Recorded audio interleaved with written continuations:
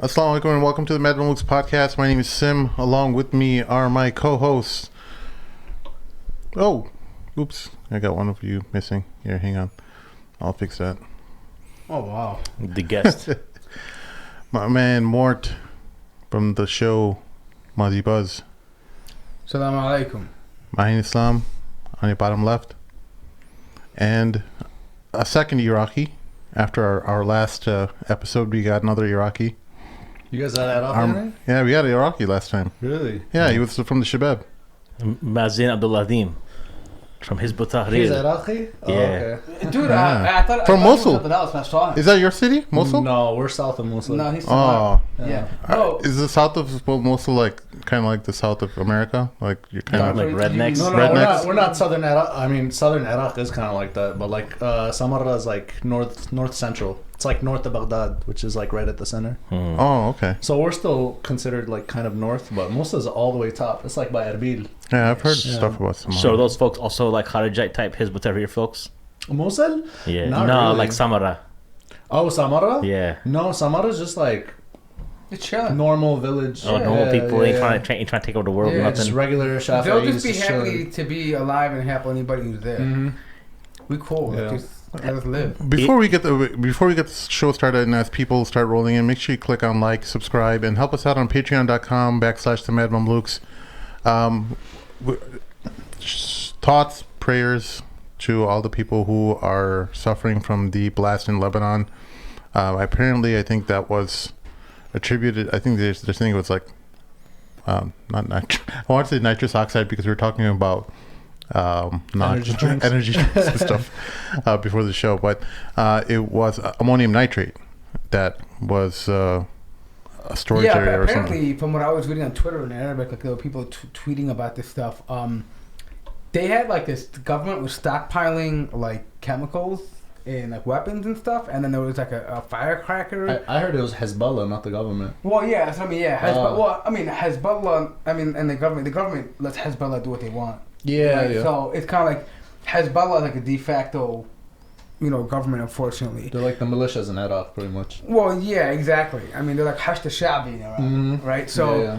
but thing is, apparently, but there was like a welding factory right next door, and they don't have all the protocols, and the sparks from that caused a fire, and that fire went over to the depot, and that blew up. But I don't know if you guys saw. Did you? videos of it. Here's one of the videos. I sent it to you on WhatsApp. Dude, this thing looked like a sonic boom blast. Like, Well, what these guys are out in the ocean. I know one of the more popular videos was out no, there. there's not one in the ocean. There's one where it's like the guy's watching it. It's like firecrackers going off and like boom.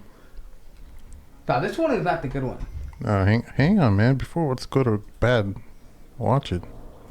Oh, this is wild too. Yo. Nah, but go to the WhatsApp. There's a video there. Did you see that red plume?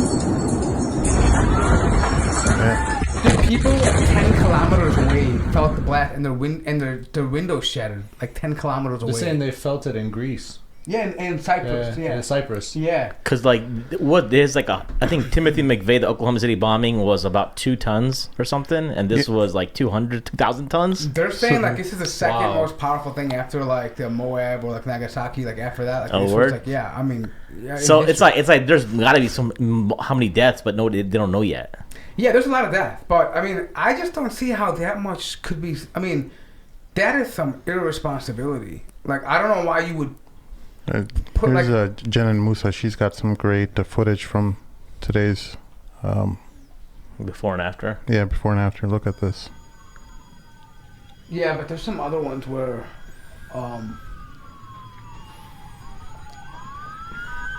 just scroll down a little bit. There's some videos where it's like homemade. Oh my God, watch with the father one. Oh, How in does the he know house. something's about to happen? You know what's crazy? The first cloud? Yeah. So he's actually pretty close by then. It seems No, like. these people are feeling stuff 10K That guy's kilometers smart away, though, man. bro. That's some heads up parenting right there. Yeah.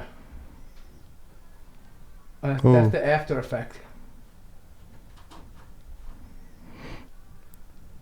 Oh my God. Do you know? Why would you store so much explosive material like in one place? No, but you know what's crazy is that like, yeah, I mean, like you know, the port is one of the most vulnerable places.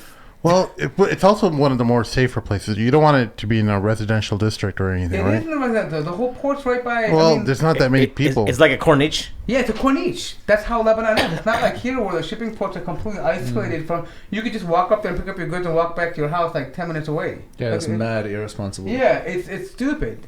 By the way, hold on. Before I was gonna tell you something, and we talked about this. I randomly like did a show with your cousin. My cousin? Yeah, he's in Canada, and he's on Sunni Defense. Oh, Khubayb. Yeah. Babe. Yeah, Yeah, I mean, Khubayb. he's not my first cousin, but like. Yeah, I mean relative or whatever. Yeah, we were talking. pretty close. And somehow your name just came up, and we were like, oh yeah, wow, it was crazy. Yeah. Yeah. He goes, Humam Abdullah Mahdi, Saleh Hassan Hussein, Hassan Hussein, Taha. We go back to Taha. That's why his name is Khubayb Al Taha. Oh, okay, yeah. Yeah, he's a good brother. He's a good brother. Here's the one. But, Here's the one you guys were talking about. Okay, Shabab. Yeah, this one.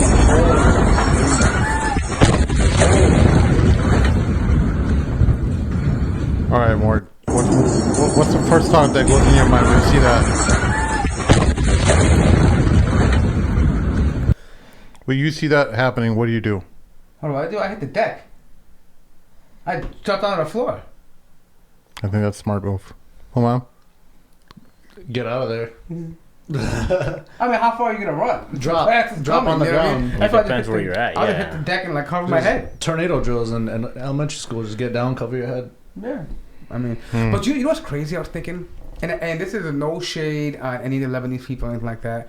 But some people, the reason we're talking, they were talking about Syria, about how Syrians destroyed themselves and stuff. And I look at this and I'm like, dude, some of these, this carnage looks like a village in Syria. Like, we look like kind of like Halab in a way where the buildings are destroyed and stuff. And I'm like, now maybe, like, you feel empathy. Maybe some people feel more empathy for it and be like, hey, you know what? It sucks to have like this kind of carnage because you don't know. There's nothing you can do. You know what I mean? Like, yeah, it's wild. I mean, I hope all of them are safe. I don't want any harm to anybody, but sometimes these wake up calls.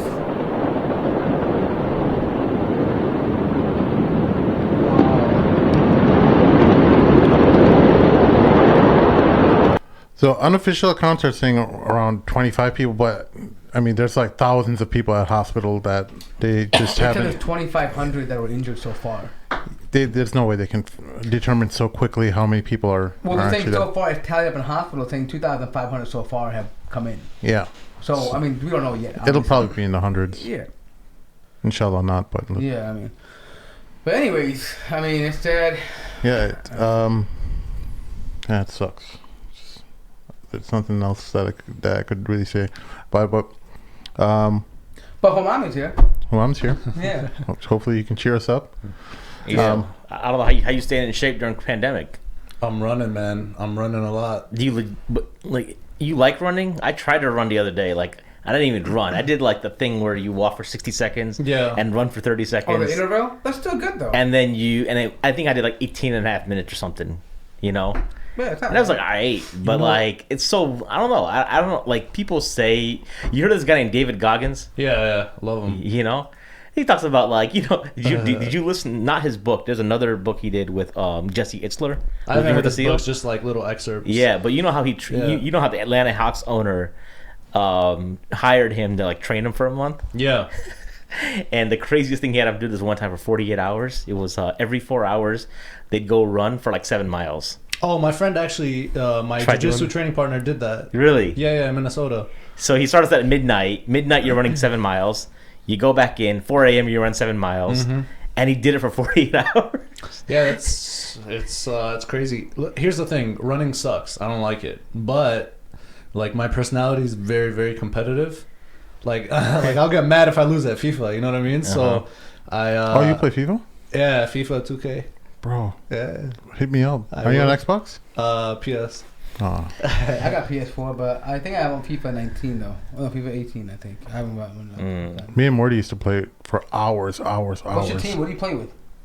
Barca all day. Barcelona. Oh, really? Is that your team in real life too? Mine's Bayern Munich. Oh, really? Bayern Yeah, I love Munich. Bayern Munich. I like Barca the moment I saw Ronaldinho play when I was a kid. yeah. Oh, really? He always picks like the overpowered team. Bayern Munich is always, and Real Madrid are the two most OP clubs in the whole And then in Colonial. the regular, like, I just pick like it had like a Saudi team. I just play Oh. with that one. Did you know what I used to do when I used to play FIFA with my cousins? I used to pick the hierarchy team and like tweak the players and make them all 99. Be like, yo, I'm picking Iraq. You could pick whoever you want. And they pick like Real Madrid, Barcelona, like Germany, whatever. This was to like 2006, so Germany was lit. Yeah. No, the game I used to play more Pro Evolution. Oh, Okay. Evolution. Back yeah, in the day, you yeah. know, That's what they 'cause- play back home. 'Cause they Yeah, don't like got winning FIFA. 11. It was on PS4. Usually, Yeah. I think that game's cheaper too. I think, or no? I used to Yeah. have it for my brother had it for PS2. So I remember I used to have to like my brother's 10 years younger than me. So at the time I was like 26, he was 16. And so I would like have to bribe him to play with me cuz I'd always want to play. And he'd always beat me too. He'd be like Ukraine, and Ukraine had Andrei Shevchenko. I don't know if you remember, that's old school, right? Yeah, You don't remember you don't even know what it is. I'm born in the late 90s. He used to play he used to play for AC Milan and then Chelsea. But he was his heyday. See, AC Milan used to be the squad. Sim used to love AC Milan with Ibrahimovic. Ibrahimovic. Yeah, man. AC Milan is like Yeah. that's a franchise or a team that like used to be so legit. They used to win Champions Leagues. Right, Ronaldinho Yeah. went to them like in his later years. Yeah. Right, but That's- he was dropping off back then, though. Yeah. their last great team was when the Kaká. Remember Kaká was on his prime. Kaká, Yeah, yeah. Oh my god. You know that Kaka's was. like now playing for some scrub team. Is Yeah, he probably still Southern playing? Europe, I think he's right? playing a little bit. He's played in South MLS. No, that's what a lot of teams. A lot of They these all good end up in teams- MLS. Yeah, They if you all- play in the American League, you suck. Right.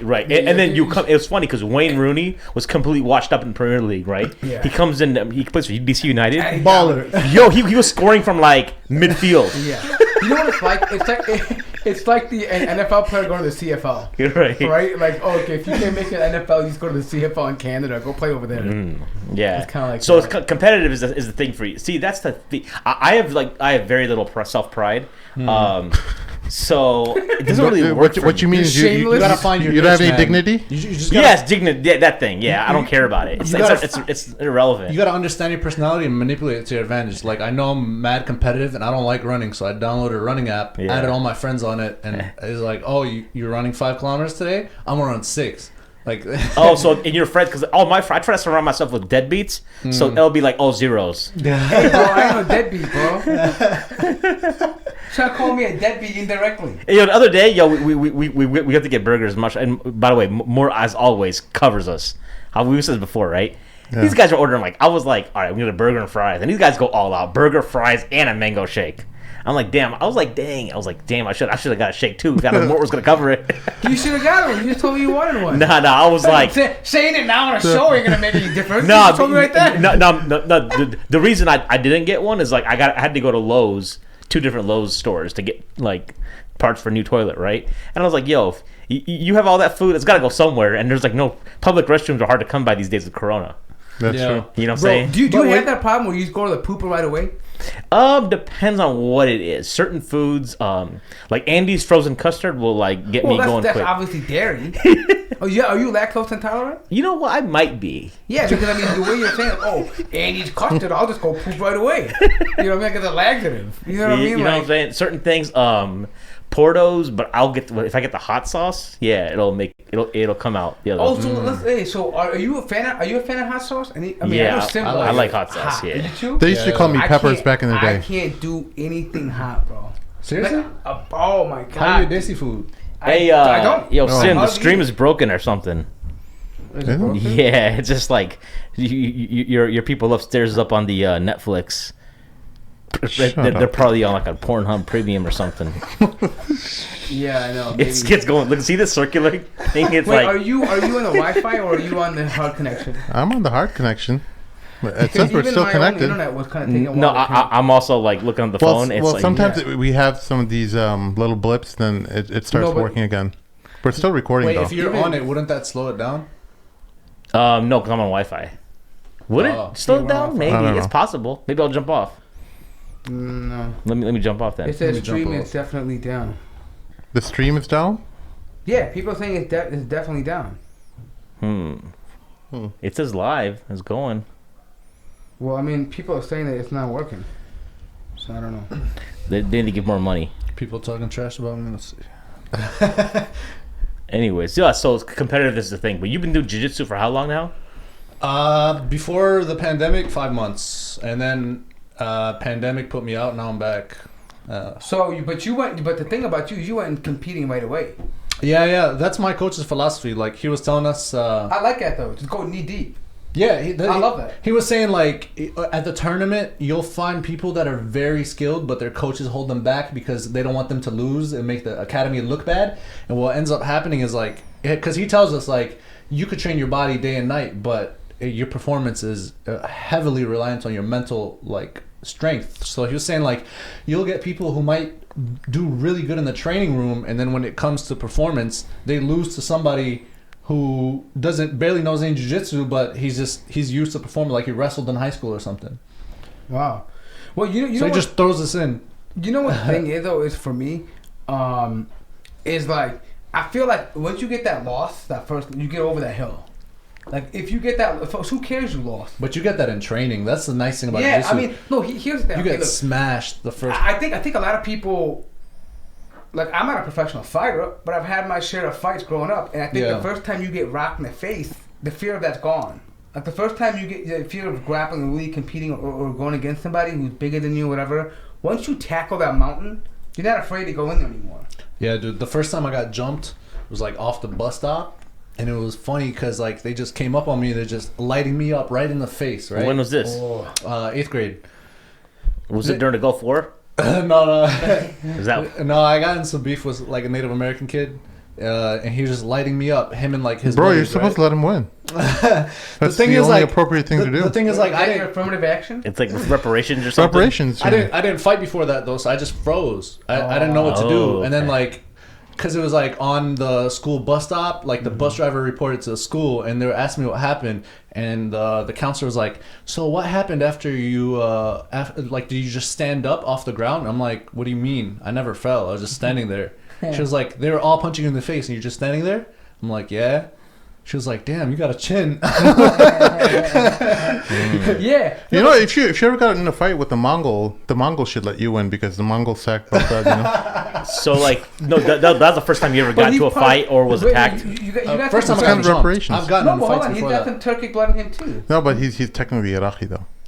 But technically, bro, he's got some. It's his DNA. Technically. That's what I'm saying. No, but I'm saying it doesn't matter what you are. There are Turkic Iraqis. What does that have to do with him and the Mongols? Mongols got the Turks and conquered part of Baghdad too.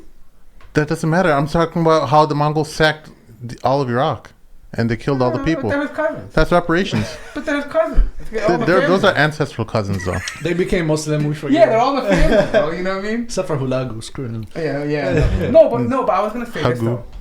And the reason I mentioned, I think we mentioned this before. The first time I got hit in the face, I had no idea. Like, I mean, I saw like stars, little birds, stars, and everything. Like, you know, my head felt like you know one of those big church bells. It goes dong. That's what it felt like. Like and my hearing was off. My balance. I don't know what was going on. Did you have those little ducks floating around your head? No, it was like wah, wah, wah. No, it wasn't that. You know what the worst is? When you get punched in the nose and like you start tearing up. You're not crying, but it's just yeah. No, but just that's when your eyes are X's in the cartoons. It's just mad embarrassing. Like I'm not crying. Well, why are you related always to cartoons, bro? Because I love cartoons, man. I a cartoon for him. Like, no, it's not a video game, dude. No, but the thing is, you know when they say, "Oh, you got your dome," or "I rock this dome," like that's what it felt like. Someone like hit my dome and everything's got jiggled up. Like I'm like, oh. And then, but after that, like when I recovered, I was like, oh, okay, cool, I could take that. You know what I mean? And then you're not afraid to get hit anymore. And I think that's kind of the same thing with anything in life. Like when you jump in and you grab the bull by the horn, like you take the hardest thing first. Everything else seems easier. Like whenever I do a task or a project, I always try to do the hardest part first because I want that to be done. And everything else seems easy after that. Yeah. I think how are y'all's parents as far as like, 'cause I only have girls, right? But like I think my parents made me too soft as a kid. Like I remember I was in karate at the mosque. There's a you went to the dojo? They had like this free karate class on Saturdays. right? And there was somebody who actually knew, was one, the guy who ran the class, his son became a good friend of mine much later in life. But I remember we were just horsing around after class, and one of the older kids, he was like, I probably was in second or third grade, maybe third grade. And he was like holding me by my feet, and he was dragging me around the carpet. And I got mad carpet burn. Ooh. And I didn't really feel it. It happened so fast. Carpet burn sucks. And then my dad saw it, and he like freaked out. My dad went to the mosque and like just chewed out the instructor had no idea, right? Because it was after class. You know what I'm saying? It was like we were just like waiting for Salah, because we used to have the thing in the masjid, and then we would wait for like Asr or something, because it'd be Saturday afternoon. And he pulled me out, and I was like, "Yo, what's up?" I was like going, I liked it. And then I became a pussy. You know what's interesting? Like my mom, my dad never hit me, right? Which is very rare for Adobe dad. He, like, never hit me. Like we like obeyed. Like, I don't know. It was more like a fear of disappointing him that kind of put us in line, right? But the thing is, my dad basically told us when we were growing up, like, if somebody puts their hands on you, knock them out. Like, after the counselor, like, we were all sitting in the room after I got jumped. Counselor was like, "Yeah, you got a chin." My dad's like, "Get up. We're signing you up for like something." Ask my brothers, whatever. That's when I got into Muay Thai. You know, my dad never. It's like, this is never happening again. Yeah, my dad didn't tell me to go and fight, because he told me one time, because he knew I was fighting. Like, Sim and me have talked about this story. I grew up fighting because of Italians. Like, they just didn't like me. I didn't like them. Right? They were racist, and I didn't tolerate it. So, and they picked on my brother, and my dad knew that, right? But my dad was never gonna be like, "Yo, go and fight," because he just wasn't gonna get me to be like that. You get suspended or something. Yeah, he couldn't be the one telling me to do that. But he told me, "Listen, if ever a bully, doesn't matter the size, just hit him straight in the nose." You hit him straight, and I remember that every time. Smart man. Yeah, the nose. Yeah, every time I got into a fight, pop. I just hit him right in the nose. And it was just at first, it was like that. It was like that Cobra Kai, strike first, no fear, whatever. It was like pop. Are you the oldest of your siblings? No, I'm the youngest one. You're the youngest. Fear, yeah. So I used to go strike and first, strike hard, defend. show no mercy. That was the Cobra Kai. Yeah. The thing with me is, like, I'm the youngest too. I used to talk a lot of smack to people, and then they try to come up on me. And I got two older brothers. Like, don't touch them. See, my brother wasn't tough. I was a nerd. So that's why I didn't fight until I started to get in Muay Thai. See, my brother at that time was like a bookworm. Like, he's a nerd. Like, he's like. So he got picked, because he had to hit. He had hearing aids, right? So he would get picked on. Right, so I was, and then the fun thing was, there was another guy. His name is my first friend. We just ended up being friends because he told me we were gonna be friends, but he was black. His name was Walter Nixon. He goes, "Hey, you're dark, I'm dark. We gotta be friends." I'm like, "Okay," right? And so I remember he took me to his house, and he took like ketchup and like a butter knife, and he like cuts my hand with ketchup on it. Oh, blood brother thing. Yeah, blood brother stuff, right? I'm like, what the hell is this routine, bro? I'm like, all right, like, yo, get this ketchup some off. attitudinal stuff, bro. Yeah. I'm like wiping on his mother's like. No, we do. The mafia does it too. I found out. Yeah. Really? Yeah. I thought they spit on their hand. No, the mafia. Okay, guys, we gotta restart, because everyone in the thing is saying that. Yeah, so just to restart it. We'll continue. So yeah, I'm gonna go ahead and restart. I'm restarting the whole stream. Yeah, so it's not recording? Yeah, it's not going to be recording. Stop talking? Yeah. Okay. So, guys, if you guys can still hear us in the chat, we will be back in about approximately 5 minutes. All right. Thanks. All right, we are back from intermission. Assalamu alaikum, everyone. Let's just give a few minutes for everyone to come back into the stream. And Humam, you are sporting a much more thicker beard. Yes. Than from your previous appearance on this show a few months ago. 0 to 100. Tell us about your adolescence. How did you get the correct hormones working for you so that so the way I got it out was okay. Here's the thing. I have like poor circulation because I'm like tall and lanky. Right, and thank God you're already married. A lot of girls would be very turned off by you right now. No, not like that. No, I mean, like, okay, like my fingertips and toes like get cold. Yeah, you get what I mean? Yeah. Like everybody else is warm, right? So what I put on my cheeks, basically, it does vasodilation. So the smooth muscles in your veins and arteries, it opens them up. Right, it relaxes them, so it causes your what's it called? Your blood vessels to widen, right? So Kind of like what Viagra does. Yeah, is that what it does? Yeah. So it increases Vasodilators. your blood flow throughout the whole body, including your face. So that's pretty much it. mashallah. Well, he does have much more thicker beard. So that's what you legitimately did. It worked. Yeah, it's Rogaine. That's it. Oh. Yeah, that's all it does. Putting that put on your Rogaine thing. on your See, face. I have like a spot right here. I was telling Humam about that. I wanted to correct thing. Really? And he gave me some expert medical advice So regarding putting Rogaine on my So cheeks. speaking of that, I remember when I was younger, I had like this. Do you remember I had like this goatee thing? Look, I would do a real thin like goatee. Yeah, Like yeah. a pencil line goatee. Yeah. So I would always sometimes I would mess up on it. So what I would do is I'd get a pen and I would just fill that in with a pen. No way. And it would work. Nobody would know. You Yeah. know, my wife was telling me to put the makeup, mascara? the eyebrow filler. She was like, nobody would know. Guys are dumb. They don't even notice when we do it. They think we're all natural. They don't know we just have nude makeup on. Yeah. No, but you know what though? Honestly, I mean, so let's kind of dive into that. So back when, like when we were younger, we took pride in just being like men, like being rugged, right? Just want to grow a beard. The most we probably do is get a nice haircut, and some of the dudes would get the eyebrows done, right? Like that was the max. I thought it was always queer to do that stuff, you know. Yeah. Like, I'm not gonna do that, right? But I know there was a specific spot here. Actually, Iraqi still it's called Betty's Nicks, and all these guys. There's one Iraqi guy, and he would be doing like the threading, and he had this thread in his mouth. Oh my and God, he'd be it's doing so this thing disgusting. all- Yeah, he got it in his mouth and he's going. Oh, And it just looks so weird, right? And I'm like, So I'm not getting like corny. that. I'm like having some guy, some old I'm on top of me going like this. Like, I still go to an Iraqi barbershop and I'm just sitting there so Yeah. uncomfortable. Dude next to me is going, Yeah. So you- just line me up, bro. Just line me up. Yeah. Like, don't So- use that khayt on But me. nowadays, like there are dudes who are legit like putting on makeup, like legit like that's like a foundation. new industry. I Men's love it. makeup. Men's makeup and like and stuff like and now what's crazy is my barber in Buffalo is Iraqi too. It's called Saloon Safa. Why are all the good barbers Iraqi? yeah. He's Iraqi or Kurdish for some reason. I don't know why. But anyways, but now he started. One time he's like, "Listen, Habibi, just do the wax one time." Like because instead of lining me up, he did the wax. Bro, it hurt like hell. But I'm not gonna lie, I didn't have to shave or touch my beard for like probably like 4 months.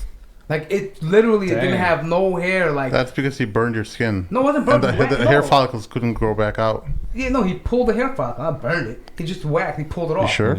Yeah, but I my see hair some came scarring. back. Fool. What are you talking about? See some scarring there. I used to No. use wax between my eyebrows because it's like I hate the unibrow. Ahlul bid'ah, bro. You are a mubtadi'. So I remember what I used to do first. I used to shave it when I was like in middle school, and then my mom, like my dad, was like, "No, why are you doing this? This is a sign of our family." I'm like, "It looks whack." It's a sign of our family. Yeah, That's hilarious. because a lot of on my dad's side, a lot of the folks have Yeah. even like my aunt's got unibrows. I'm like, come on, Oh, like God. that's crazy. Like so they just don't care in Bangladesh, because my aunts are like pretty old, the ones who are even still alive. Actually, I only have one aunt who's still alive, but they all like when you're old lady, you kind of you stop caring. Or you know what it could be? It could have just been the thing. That could have been hot, in that Back age. in the day? Yeah, dude. Have you ever seen those old Iraqi or like Khaliji ladies with the tattoos Oh, on their yeah, chin and yeah, stuff? yeah. Yeah, and they file their teeth in the middle. Like it was word? hot. It was Really? hot in their It days. was a look. It was a style back when, for a Bedouin style, like to have like the little tattoo here, like a dot. Yeah. And then to actually have like a gap. Yeah. My And mom was she- telling me when she was growing up in the village, when she was young, she like wanted the chin tattoo, and her dad wouldn't let her have it. He was like, "No, we're Do Muslims." you know some of the Berbers with that tattooing too? They do that. Yeah, the Amazigh got like some. Yeah, Amazigh. And So the yeah, Shia and like allow it? It's Well, like Shias love tattoos. Period.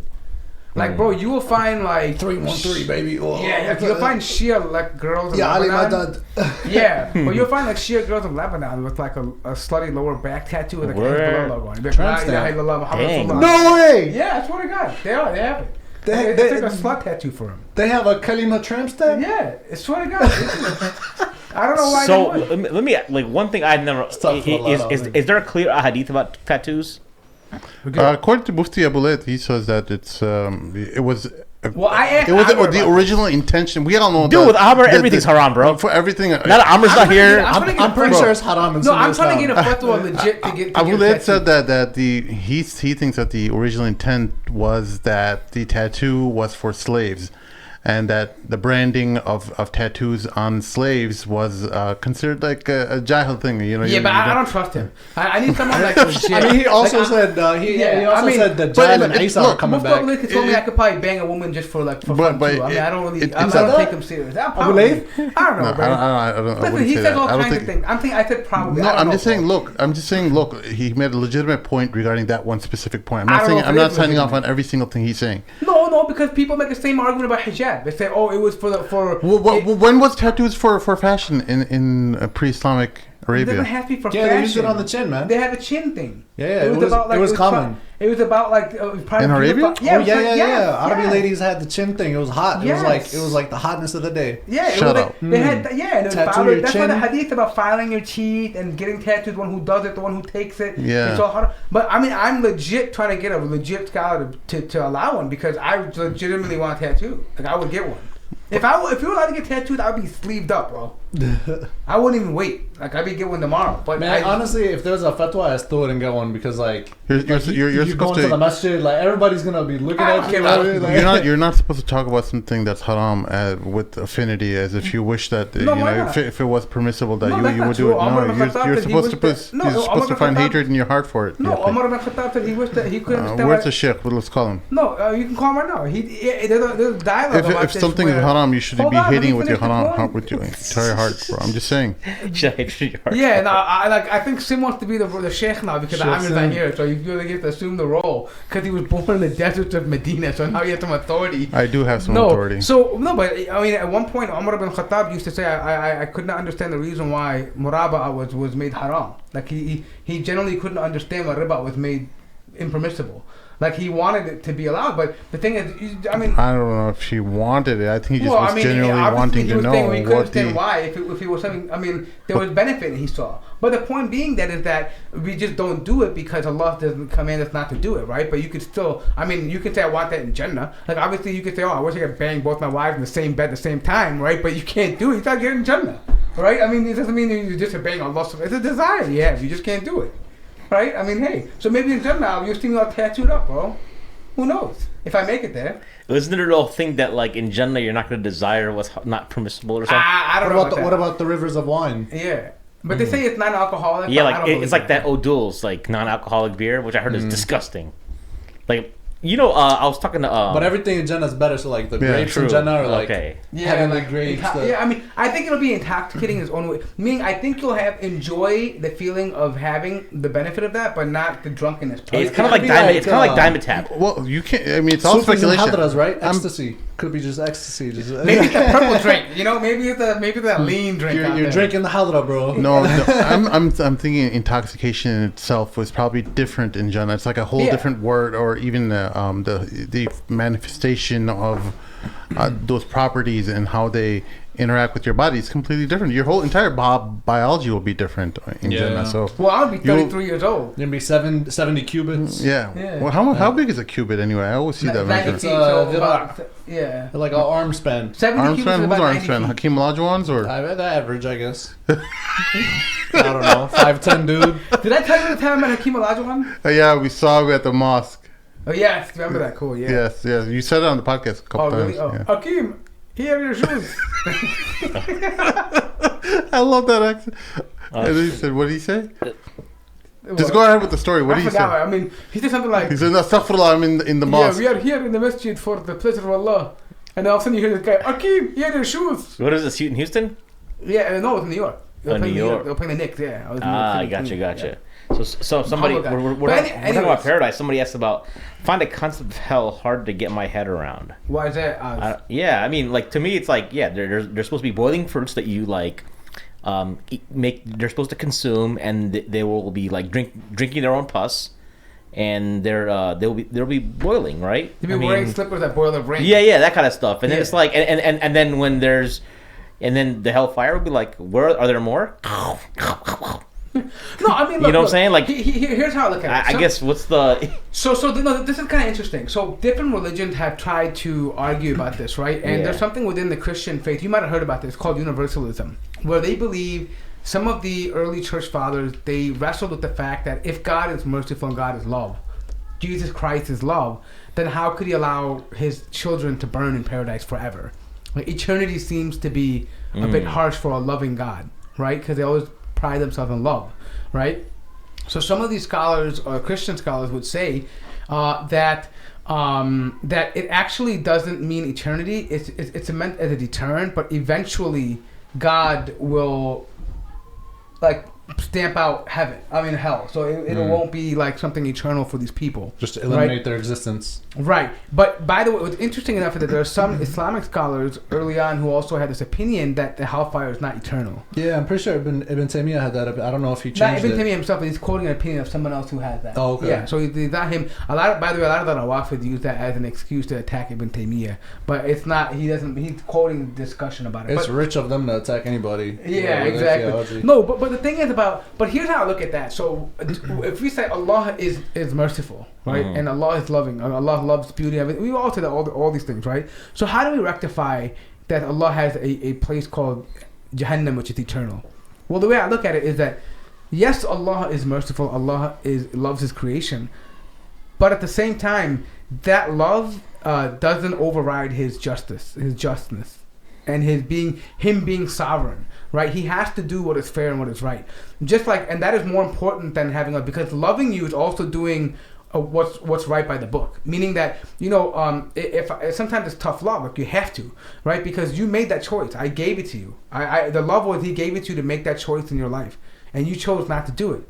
So you didn't show that love back. So this is what you're reaping what you sow. Right? You know what I mean? Like, I feel like that it's kind of like the justice can never be lost. Because if a God is not just, what's the point in believing? What's the point in having an afterlife? No. What is the point of that? I mean, because people always say, oh, you're going to get what's coming to you, right? God's going to give you something better. God's going to do that. Well, okay, why do you only believe that about the good stuff? Why not the bad stuff? Right? Like, if it's okay, if it makes sense that God will reward you for something you don't deserve, then why would it not make sense for God to punish you for something that you do deserve?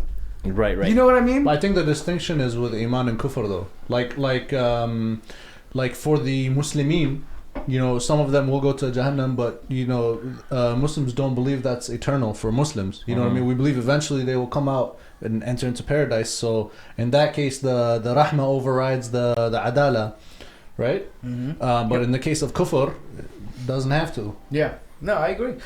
But it's also the whole thing is because I understand that specifically. I always tell people that every individual kafir is based on individually, case by case, right?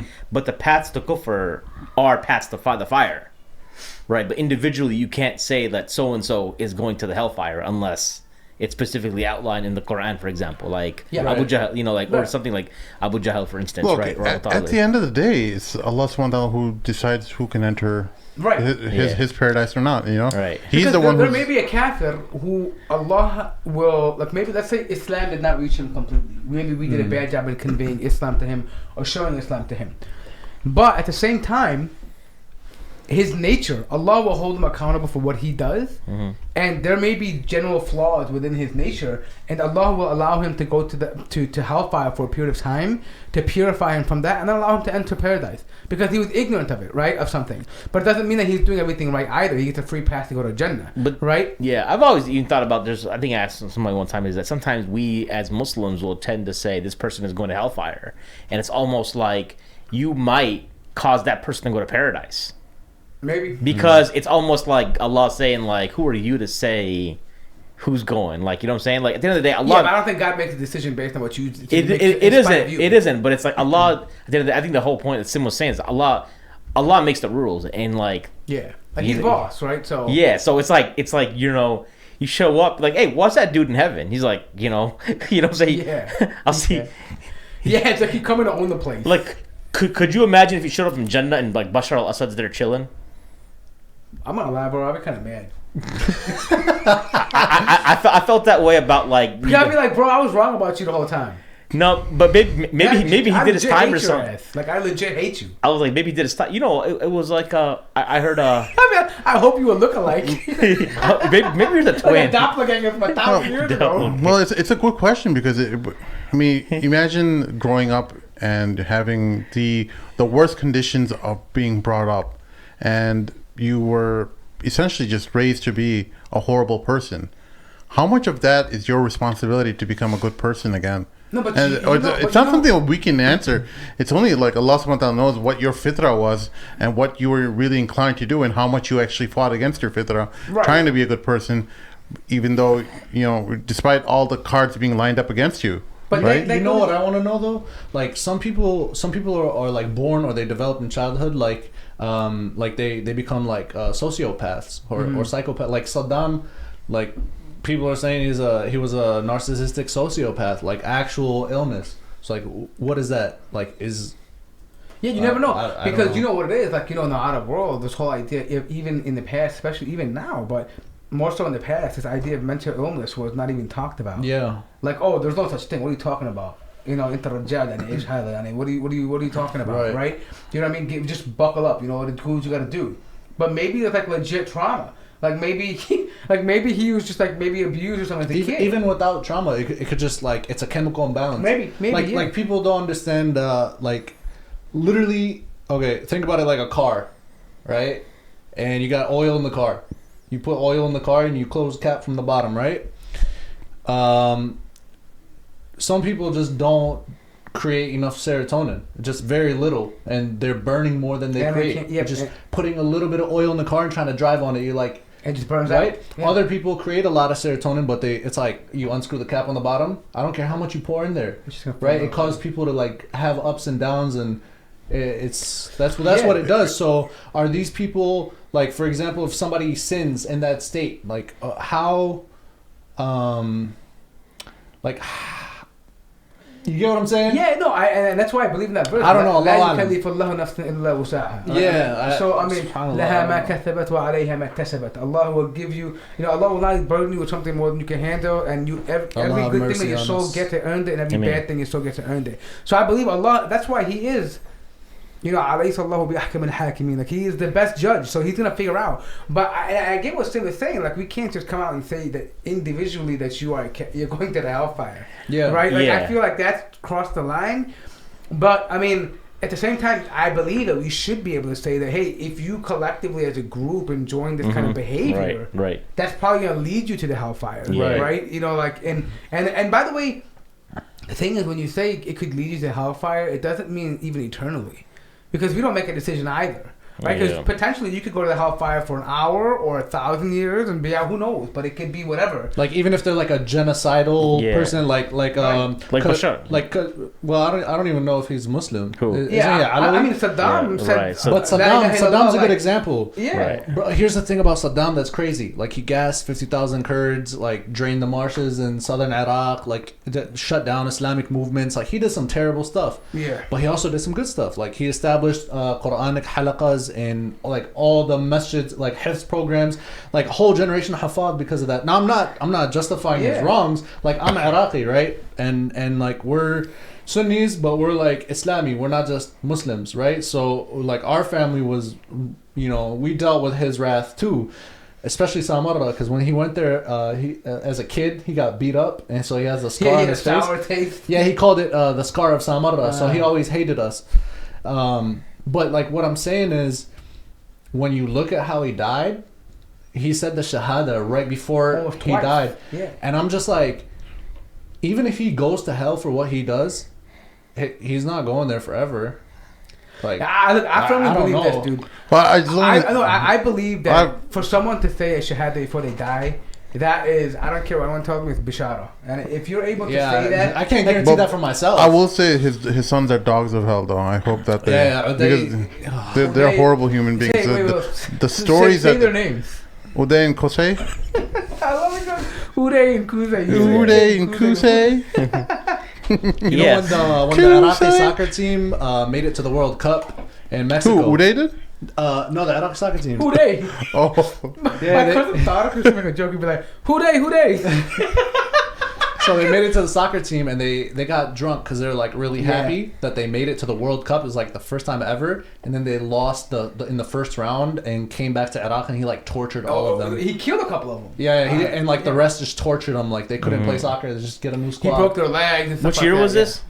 In the 80s. 81 maybe. Yeah. It was real fresh. 83. I don't know. Speaking of like repentance and all that kind of that theme, I want since you're here from Minnesota, I want to ask you about this Holy Land grocery store. Yeah, interesting. So, remember we've talked about cancel culture before. This is like What do we? I don't know. Wait, that's the way I have George no Floyd idea got what's going shot in front on. of? I mean, What's Sorry? Holy the Land? guy got strangled in front of? No, Holy Land. So obviously, after the George Floyd thing, which happened in your backyard too, Right. do you like go there pretty frequently? The memorial, like Cub Foods, that's where it's at, right? Yeah, I've been there a few times. Okay. It's like 10 minutes from my house. Is it okay? Yeah. But like obviously, people are more. So what happened was that there's this Holy Land is like the big. Imagine like. If you've seen like a little supermarket and like there's a chain. It's like the Bawadi of grocery stores. Yeah, in Minnesota. but it's like it also has a restaurant in it too, right? yeah, it does. So it's like the big Arab restaurant grocery. It's right across the street from like one of the main masjids, like the one I grew up in. Oh, so Abuja. it's busy. So how long has it been? It's been around 30 years or so. For as far as I can remember. Okay. Yeah, I don't even know. Before So I was born. I remember you telling me that like so apparently there was a Facebook post of Twitter and Facebook. of the daughter of the owner Yeah. where she says some like hella racist stuff, Yeah. like just really some All really about black people? everybody up like black people too, like how basically like we should kill them, like or So, I don't. I remember forget what the it was, exact yeah. Hey, name. was she being one of those equal opportunity racists where she's just racist about herself and hold everyone on, else? I know I'm not gonna be racist or perhaps, but wait, are they Palestinian? Yes. Okay. I just need to know. Shots fired No, against the I'm Palestinians. not fine. I'm not even know. Because yeah. You know how I feel No, about the that? way you kind of tapped the thing, like, yeah. because I kind of confirmed it because a lot of grocery stores are owned by Palestinian people. Oh, okay. I thought you were saying Palestinians are naturally racist people. Look at this guy, bro. I was drama, bro, on the show. He's trying to make me say something about Palestinians. I'm just wondering if you did think that. Go ahead, don't interrupt So the floor. thing is about that, it wasn't just her. Like that's what really riled people up, is that in some of her tweets she would like hashtag ish my family says, or like ish my dad says. So people are like, oh, your whole family feels this way about Somalis or black people. Okay, you get what I'm saying? Here's the thing, it gets sticky though, because like the whole cancel culture thing, the way I see it, they violated communities. Like when you're talking like that about the Somali community, you're violating them, Especially right? if they're your customers, right? Right. The majority of customers are Somali there, right? So So some people, interesting conversations happening about this in Minnesota. Obviously, a lot of Somalis and like African Americans completely boycotting them, right? And then you got some other people who are just like, she apologized, forgiveness, blah blah blah. The way I see it, like I believe in forgiving people, but at the same time, like the people that you wrong need to forgive you. So But you need to be genuine for that to happen. yeah, like the only way I could go back and shop there, like, is if there was some kind of Outreach or something. if there was some kind of committee led by black leaders in Minneapolis and Somalis and just the whole like everybody that was targeted, right? And they came and like publicly forgive her. Bro, the best wait, way so- is so- giving out money, give some free gift cards, and you're good. So let me ask you this though. So let's kind of revert because But they're not closed yet. Wait, let's They're be still honest. open. Yeah, they're still let's be open, honest but for a moment. one of their stores got shut down. Let's be honest. At least for a got moment, terminated. though. Yeah, let's be honest for a moment. Yes, Arabs can be racist, right? Some? That's true. Yeah, I'm saying yes, some. Some? Yeah, so there's like some deities are racist. Some? Yeah, I'm saying, and then, but also I've come across some Somalis being racist. I've heard Somalis call Ajnabi and Arab, this and that stuff, right? Or against Bantus. Yeah. That's a big issue in No, but what Somalia. I'm saying is that The why Bantus? is it? Wait, hold Yeah. on. I thought they had Wait, no, Bantus are also a part of the Somali. Anyway, I don't want to get into it all right now. But listen, but do you think it's okay that they can like make fun of the same Arabs that they're gonna go in to buy stuff from, and then expect to be like just be nice to them, and then at the same time they're not saying anything back, like back and forth? I mean, because I feel like that if you're gonna be okay. No, she said some. She said some crazy stuff. No, bro. dude, like this isn't normal like racist stuff. This I'm is not- like, I'm not thinking about her you should specifically. die. Some I Hitler wish they, stuff. I wish Yeah, they yeah. get enslaved again. No, Yeah, no, she- I'm not, no, Yeah. I'm not She saying, quoted a Hitler account on Twitter. and- Yeah. Yeah, so I'm not. No, I'm not. I'm not speaking specifically about this story. 'Cause I don't know that case, right? Right. Yeah. But I'm saying, in general, I'm talking about racism and cancel culture. I'm saying if, like, let's say, because I've been around in certain circles, like around Toronto and some places, where I've heard like Somalis like badmouth Arabs. Like, I mean, I've heard them like just basically say stuff, right? And then like, and to me personally, like, I know everyone has a tad bit of that asabiya within them. I'm not gonna hold it against them because I know that even among my own people, people say dumb stuff all the time too. Yeah. Right. And I think at the end of the day, like if you truly act on it, like I think if you start saying I'm not gonna sell you nothing. I'm not gonna pray next to you because you're this way, right? I'm not like then I think okay, there's a problem developing. I'm not saying there's no problem with this mentality, but I'm saying that if we're gonna have an honest conversation, at some point.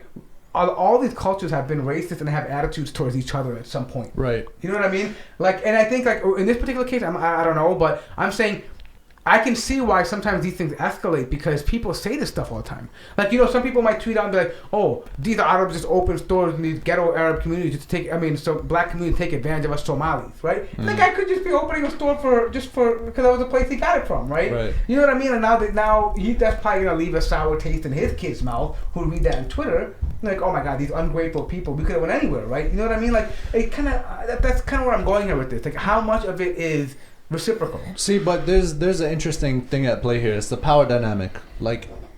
Like there's whether we like it or not, like how everybody views things is that like Arabs are at the top, of like the Muslim food chain, and then the Desis. You know what I'm saying? Like okay, for example, pyramid. Yeah, like Arabs see themselves superior. Like I'm just being honest. No, not, you do. Not me. I mean, not you. Yeah, but like Arabs in general, like you guys are my brothers, you guys are Desis, but like a lot of Arabs see Desis as beneath them, right? And a lot of Desis see Somalis beneath them. You know what I'm saying? So let's say like Arabi insults a Desi. You know what I mean? I don't feel like it's the same as a Desi insulting an Arabi. You know what I mean? Because he's coming at it kind of, I don't know how to explain it. You get what I'm saying? No, I understand. Like it's there's like a pyramid or whatever. Pyramid, but I'll be honest. Or hierarchy. So for me, like I mean, obviously, like I'll give you a unique experience. Like my family is pretty much Desi by culture today. Yeah. Right? Of course, we have my grandfather. We all have Yemeni origins, but even now, when I talk to Yemenis, like of course, some who are like really like true Yemenis, they have no problem with it. But even and I feel like sometimes there is some type of superiority over like other people. Like, it wouldn't even just be Indian or Pakistani. I mean, even Somalis or other Arabs too. Like they'll say, "Oh, we are original Arabs. Like we're like we're the Arab. Like we're yeah. Right? I mean, but the thing is that I feel like yes, that's true in some degree that Arabs can feel that way, but here's the thing though. I think every culture feels like if I talk to Pashtuns, they say no, we're superior to everybody else.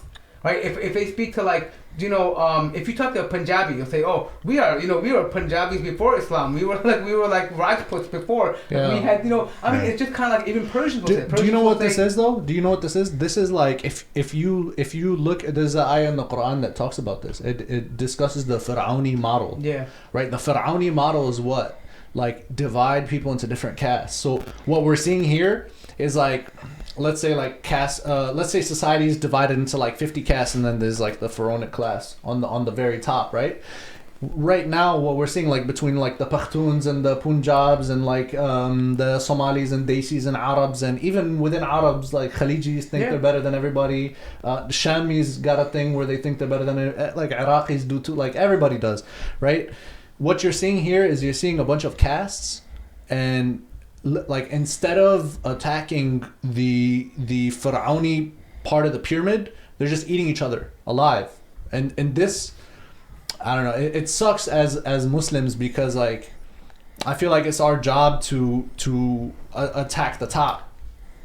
You get what I'm saying? Like the Fir'auni, Shaytani ruling class that did this to the Ummah. You know what I mean? Because these constructs, some of them are newer than others. How do you think Allah subhanahu wa ta'ala will rectify our hearts so that we can learn to love one another regardless of... You need a ruthless leader to just smack down like an Ertugrul. No, I really think it'll be through destruction and through things like COVID-19 where people have to rely on peoples of different other nations for their own survival. And once this type of war and destruction rains down on these countries...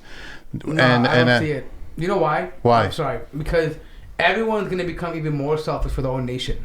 I think the only way it'll really happen is, and I hate, it's funny that we mentioned this, but... Get rid of nation states. It'll be khilafah.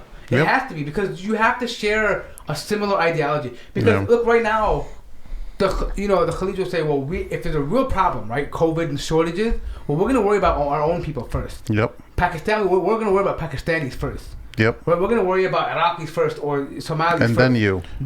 Right? You know what's messed up about the nation state model? It's literally designed to do that.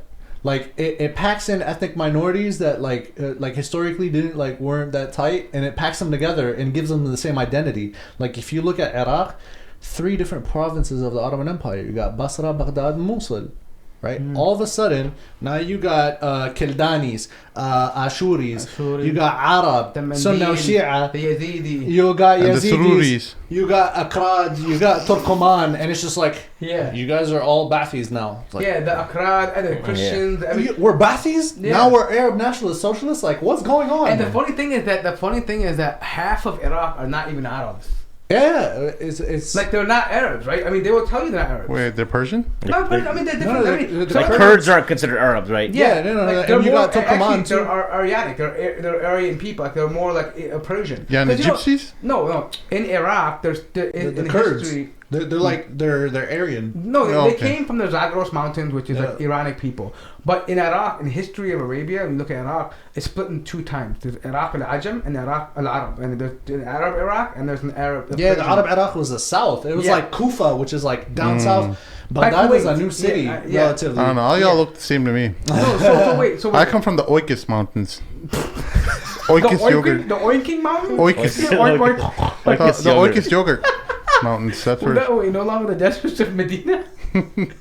Like our city is north of Baghdad. During the time of Sayyidina Umar and Sayyidina Ali, it was just not inhabited by Arab at all. They were like Ashuris. Yeah. Assyrians. So what I'm saying is that like now what he's saying is that now that when the Ba'athist movement came, they told Chaldeans, they told Assyrians, they told Kurdish, they told Mandeans, they told even just regular Christians that were there. Everybody that was there, they told them that you are now part of an Arab nationalist group, a pan-Arabist group. Yeah. And the people who were ruling before colonized you. Yeah. And tried to Turkify you. You know what I'm Yeah. saying? Like that was in the They textbooks. blame the divisions of like their identities on religion and foreign people. Yeah. So they said, oh, you're only that way because the Persians came and colonized you in the Persian Empire. Yeah. So that's why you think you're Kurdish, but you're really not. You're just actually Arabs. You know what? You know what I want to do? I want to be able to get in touch with somebody who lived in like the 1800s, like from our ancestors. Because here's the thing: I was having a conversation with my parents, and they were telling me that their parents were telling them that the Turkish soldiers were so brutal, and that even like لما يمشون بمكان حتى زرع ما يخلوها, like when they walk in a place, they don't even let plants, like they rip out the plants. They would destroy even the nature around it. But so I'm like, okay, when was Jiddu born? Right? And Jiddu, grandfather. Oh. So and then they give me the date. And I look it up. I'm like, this is not even during Ottoman times. This is the Young Turks rule. Yeah. So I want to talk to his grandfather. Yeah. Like I want to know what his grandfather thought. Like honestly though, Yeah. during the Young Turks time, this is a tricky part because even during the Young Turks, some parts of the Arab world was still treated decently, but Iraq had a tough time because they had there was a bittersweet relationship between Iraq and the Young Turk mentality, right? Yeah. But I mean, my grandfather in India was born under the Ottoman rule. Like I mean, at least to the alliance to the Ottoman Empire. Yeah. They would literally like every year they would renew their bay'ah by sending like there would be a train that would come all throughout the area and they would throw flowers on it as a symbol of their bay'ah to the Ottoman Caliph, right? Right. But they got married into their families and stuff like that. And even for a part, but I know that some parts of the Arab world have a sort of a bitter memory with them. Why? Not so much because of the Young Turks necessarily, but. And I'm gonna be honest here to a degree, okay? People may not like to hear this a little bit, but the Ottomans also did have a chip on the shoulder as being we are Turkish, like like that we are. It's like, there. Yeah, like, we're The Turks are kind of like the kind of like the Persians of Sunnism. Yeah, but wait a minute. They have that. Nobody likes to admit that they had a role in the fall of the Khilafah. Yeah. Arab like to blame it on Turks. Turks like to blame it on but Arab. I think to be honest, it's both. There's a kind Absolutely. But I'll say this much: I don't praise either Saud whatever. But can you imagine if the fall of the Ottoman Empire came and the fate of Al-Hijaz was left to the hands of the French and the British, like how different that landscape would look today. Wait, what fate? Like the fate of the land. Isn't that what actually happened though? I mean, No, they drew the boundaries and everything. No. They gave it to like Sharif Hussein. No, what I believe what happened was that they, Al Saud, for their own reason, for power, but the British saw that and they used them as a ability to create their own nation state. But Al Saud still was able to maintain their own, like their kingdom there, right? But they came later though. Yeah, but No, Al Saud came after, but After the Sharifs. Yeah, The they were 1800s, battling the first the state. And then by the pro-Turkish 19 tribes, bro. They were pro-Turkish tribes called the Ibn Rushd. Those, Ibn Rushd, but Ibn Rushd was there because they were paid. They were different. Hold on. I'm saying like by that time when the Ottoman Empire collapsed, what happened was just look at the Levant.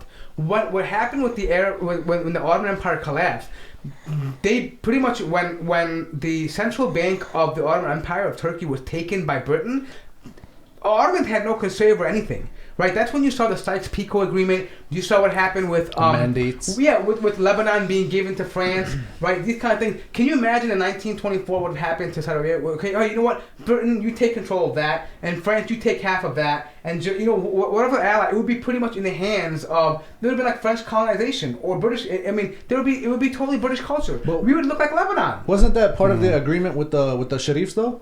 Because they did backstab him, but this is part of the agreement. Like, he basically the British agreed with the rulers of the time, like Sharif Hussein, that we'll give you like a Arabi Khilafa, like we'll give you all the Arabi countries, especially the Arabi Peninsula. So I guess they left them the peninsula. Yeah, but see the thing is that I think what happened was at the same time the Brits were supporting the new state that came out in Najd, the Najd state. Yeah. Right? So I think they had a feeling knowing that the Najdis they were better fighters. They could just control. Like they knew they were going to take, because they had done it a few years prior, right? In the first with the rebellions. With the rebellions, yeah. Right? And the Rashidi, they took them over, right? So what I'm saying is that if that would have, I'm not saying it Al Saud is right for doing this, but I'm saying maybe this is just part of that Qadr Allah, like it just happened that way, because I couldn't imagine having, like, can you imagine like the Saudis speaking French, like being colonized by the French? Like, could you, I mean, it'd be totally different for me. The culture of the Hijaz and Arabia would be so different. Like, if you look at the Levant, it's a very European-like culture. Even now, they'll say, you know what, I'm not saying it's all the way that way, but especially in like Lebanon and Syria, they in the early days they prided themselves on being like European. They like, still do. They'll throw in a French or English word. Yeah. Oh, now you know we are Greek, Irani. Like we are originally from the Greeks. Have you ever heard Egyptians talk? like Egyptians in like musalsalat, like their soap operas. Yes. They'd be like, يا نانسي النهارده أنا رحت للبيت, and I was like, oh my god. I found Ahmed sitting in the kitchen and he was cooking. بس أنا ما بحبش طبخه. Like so, that's how they talk. I'm just sitting there like watching and I'm like, this is so cringe. Now, yeah. Like, what are you doing? Like basically what they're doing is they're doing also in their series, they're doing what is happening in South Asia too now, where they're trying to throw as much of the English as they can in there. Yeah. Because it sounds more civilized or cool or hip. Well, that happens in India and Pakistan as well. So too. the same thing, railway station. Right. It's like, oh my god, yeah, Habibi. Like, I mean, it's weird. Like, and I feel like that. And this is one thing I respect about the Khalid in general. They are down to keep their culture. Like I mean, sure they have their problems, but I love the fact that they still rock their clothes, they still speak their dialect, they still like they want to be to the culture as much as they can. Of course, that's gonna change as globalization. That's gonna happen, but they still keep their roots alive. That is dope. Like when I went to Dubai, like I hated it, but it was dope seeing the dashas and abayas everywhere. Yeah. Like, I mean, why don't you like Dubai? Dubai sucks, dude. Man, it just felt like Dubai is nice. It felt like a plastic city. Like it is plastic, but it's comfortable. My sister, clean. I was visiting my sister because my sister lived there, and like one of the things she was like, it's a city built on a lunch break. It's true. It's true. They don't even have like adequate storm drains, so when it rains, it freaking floods. Yeah. Like what do you? Like, oh, word. Yeah. But they fixed that. No, but what I'm thinking is, you know what it is? He's right. What if you ever been in Vegas? Dubai is built like Vegas, but the halal version of it. But I will say this: kind of. Dubai is a place for tourism, right? It's for tourists, right? Yeah. Let's be honest for a minute, right? Mainly tourism and business. Yeah, but business really happens on the outskirts, not in the heart of Dubai. Like in Port of Dubai, maybe there for gold and stuff like that. It does. I feel like most things happen in Abu Dhabi. Yeah, you know what I mean? Abu Dhabi Dubai is the money like maker. the So if you have a family and you want to live, Abu Dhabi is great, dude. Really? Yeah. Sharjah is great. You know what I like? I like Ras Al Khaimah. Oh, Ras Al Khaimah is great. It's just like the wilderness. I love it. Yeah. No, they have actually, even right, by the way, right now, you can buy property in Ras Al Khaimah, for even Fujairah. You can buy like a dope condo on the beach for like $80,000 right now. What? You're in the desert, dude. Yeah, you're in the like desert. Nobody around you for miles. Ras Al Khaimah means like the top of the tent. Okay, you know what it means? It's You know Ras Al Ghul? That's what it is. The head of the gym. That's what the whole thing was about. Ras Al Ghul, like the goblins, whatever the hell, the ghosts, whatever. Anyways, so this is like an up area. You drive up there. It's a couple hours up. Yeah. But it's all. I mean, it's literally out on the water at the top of the whole peninsula. But it's cool. But back to the main point though, I couldn't imagine how different Arabia would have looked if there was more French or British influences. That was my point. Like if there was more, like if it was more like the other Arab states were. You mean like how Morocco was with the French influence? Or Algeria and Libya and even the trip like Beirut or Syria in Damascus. Like I've been to these areas, right? And it's just vast. They're Arabs, don't get me wrong, but their culture is just so different. Yeah, I don't know, man. I if there was a colonizer I could pick, it would just be America because they do everything right. Oh, Dude, Americans do everything right. We have like the best. You go to every other Western country, compare America to other European countries, everything is done just a little bit better in America. Yeah, just a little bit more polished. But were they just a little. No, but where they worse. colonize, they don't do that. Look at Afghanistan. Look at Iraq. Where they colonize, they don't do that. They take everything they want from you. Actually, the Europeans did a better job of colonizing places. I'm not saying Iraq is in a better place than it is before, but I'm just saying that if you were to sell your soul to one of these colonizers, I would sell it to America. Yeah, but why? Because they're the biggest fish. No, but I'm saying what have they? Yeah, what but have they? I agree with more. Like what has America colonized that looks nice? Like British at least. Like yeah, England. like the schools, roads, everything. Right? Well, the thing is, America came after colonialism. No, I'm saying they could do that in Iraq. They could do it in Afghanistan. They could do it in Yemen. Yeah, what, they totally where flopped have they done it? They tried, in South America. They tried to reel back the Iraq, but they totally flopped Yeah, look at it. Cuba. They tried Millions. billions. They just went pocketed. Yeah. It's just ridiculous. America is good. Look, all that invading Afghanistan too. is good for us in it's- America. Afghanistan. We reap the Opium. benefit of that in America, right? I mean, Yeah. it would be the cheap oil, but those people out there, they are for decades behind, bro. No, if Yeah. I was going to be colonized, it would probably be the British. All right, let's talk about this last thing before we wrap things up. There is Oh, by the way, are we still live or just being no, we're recorded? just recording and then Okay. we'll upload it later. Yeah. All right. This guy here has kind of made the news, and I was just wondering. I feel like Mahin has something to just talk about. He's kind of like thinking about it. He doesn't know what to say it or not. You Nah. have something on your mind? I told you during the break when Sid went upstairs. Oh no, I don't want to ask. You don't want to ask. You have to like make this for adults only.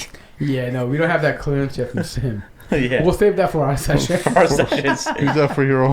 You know what's dope about the Hijaz is like cultures blend there organically. Like when I was visiting for Umrah, we visited my dad's friend like from years ago, and like he speaks he's just Hijazi, but he's like my great grandfather came from India and just came for Hajj and just stayed here. Yeah. He's like offering us Indian sweets, he's like a fourth generation Indian. Yeah. It was just like No, it's so awesome. We've got friends like People were that. saying All right. Oh, this guy. Australian Yeah, I haven't seen extremists this yet. stormed this building, this mosque, this room, where people were saying their prayers and going about their business.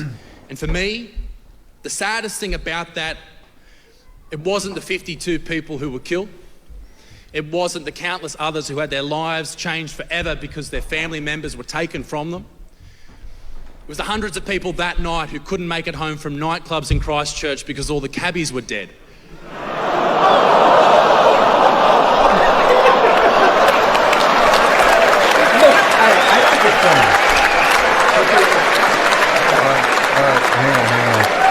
Hang on, Morty. Hang on one second. Pause. Hang This on. Australian extremists stormed this building, this Where's my mosque, mouse? this All right, room. here we go. Okay. So wait, let me just. Yeah. Look. Before you get onto it, he even responds to it. Wait, can I just make my comment and you can tell what he says? Can I do the initial response? All right. Go ahead. You're so eager. Yeah, because I feel like I don't want to read what he said after all the people jump on him. Right? Right, It's not sincere anymore. Let me say my original reaction, and then you can say what the hell he said. Go ahead. Reaction. We'll title this video Mort Reacts. Label it Mort Reacts. No, but the thing is, like, listen.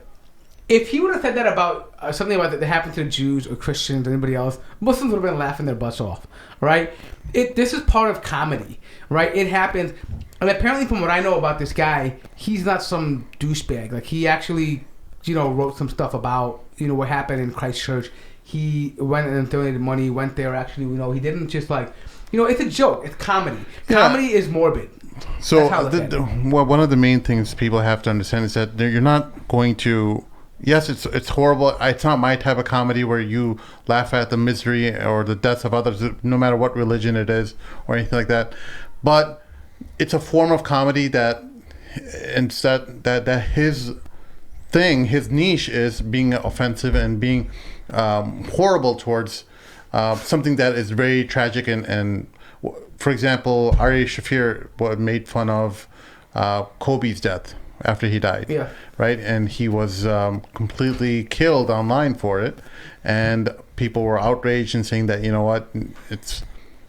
it's completely horrible what you're doing, making fun of Kobe. I can't remember exactly what he did, but he went in front of he called him like a rapist and stuff like that. But the thing about whether I'm sorry, this kind of comedy makes me laugh. Yeah, so holy crap! Look at this guy's. Let it out, bro. I'm laughing because because look, honestly, we all make these kind of jokes, right? We do, but we all have like our own Yeah, but he's an entertainer. He gets paid to do that. But like even when we're not on air, we have our own like really raunchy humor, right? But that's like some kind of happy middle ground we found in our space, right? And I think with what's happy middle like. Okay, but you know the thing is, I feel like it kind of ties into what we were talking about earlier about power. You get what I'm saying? Like, wait, is this some critical race theory stuff? I don't even know what that is. I'm just from my own opinion. Yeah, you never heard of the critical race theory? I heard about it honestly, and I was thinking about looking into the podcast, and I was just like, this is a waste of time. Like, I'm not even. They're the people behind all the words, the speak, like microaggression and stuff like that. Yeah, I don't. Yeah, I don't subscribe to identity politics. It's like the social justice warriors religion. That's because you're part of the patriarchy. Yeah. All right, go ahead. What were you saying? It's like, okay, I won't use any fancy words. I don't even know fancy words. Yeah. But like, I'm just saying, like, it's different if like, for example, let's say you got like a white dude standing in front of an audience of black people, right? And makes a slavery joke. Yeah. It's completely different if it's reverse. You get what I'm saying? Because it actually happened. Like, it's not. You get what I'm saying? So like. If he would have made that joke about, like, let's say like the Holocaust, right? He would have been on Canary Mission. What's Canary Mission? Don't even get me started. So like his style of comedy. But he has made fun of the Jews he's made fun of everyone. Yeah, and that style of comedy says that there should be nothing off limits, and everything should be able to be made fun of in the name of comedy, in the name of. Just good humor. Just humor, and there's nothing evil behind it. You ever seen the roast with like Seth? That guy. What's his name? Not Rogaine. The other guy. What's his? You're talking about the Comedy Central roast? Yeah, the roast. Right. Like there's nothing like everything is game. But do you guys like really believe that they follow that ideology wholeheartedly? Because like on the roasts. Nothing is off limits. Yeah, I mean, they make fun of Hitler and the Jews. Like, I mean, they go, they go buck wild. Because here's like, for example, like a lot of people talk about like free speech, and like they're advocates of free speech no matter what, constitutional rights. I'm like, you don't really believe in free speech. If somebody like from ISIS came out with the flag in the middle of the street, you're not gonna tell them, yeah, you got free speech. Mm-hmm. Guantanamo. You know what I'm saying? Like, no, we know that. This guy. Are there actual limits in these jokes? There are. No, he even made fun of 9/11 victims. Did he? Oh, Yeah. ooh, okay. So if he did that, if then he I did guess that- then I guess this is okay. Like, I'm not saying I would like those jokes. I don't. I'm just saying. This like, is if what I'm that's- saying. that's- That he's if not that's he's it. not singling out Muslims. Like if he was Yeah. like just making fun of Muslims, I'd be like, all right, the guy's a douchebag. Let's go punch him in the face, right? But if you do that for everybody, and plus this guy actually lashed out on the politicians in New Zealand for allowing this guy to get guns and stuff, and he actually went to New Zealand and went there and visited that stuff, right? So I think I guess what I'm trying to say is he is just doing something for entertainment purposes, for what people are paying for him to do, versus off the show, his real life personality, like how he treats people is different. Yeah. So when you go to one of his shows, this is what you're going to get. You're going to get comedy that is, you know, just completely offensive, and it's just gonna.